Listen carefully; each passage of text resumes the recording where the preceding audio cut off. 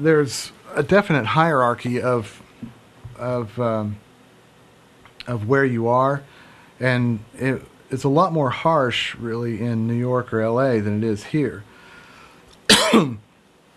because it's a little more relaxed. Nashville just tends to be a little more relaxed.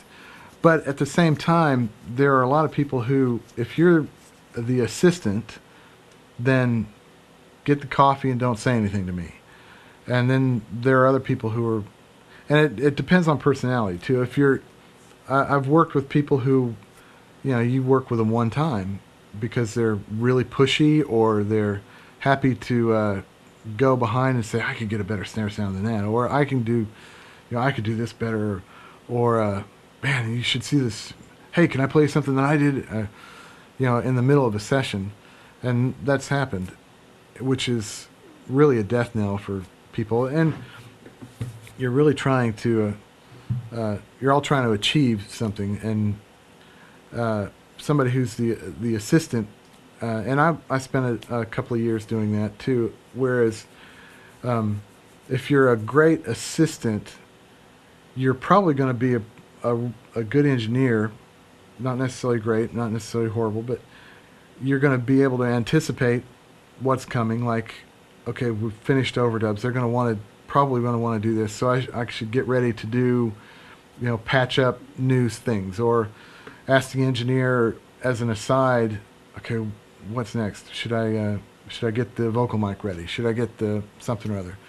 So you're always trying to be ahead of the thing. And when I was an assistant, I always wanted to say, nobody's waiting on me to do something. Like, if I had to come in at 3 o'clock in the morning to set up for a tracking thing so we're ready to go at 10, then that's what you do.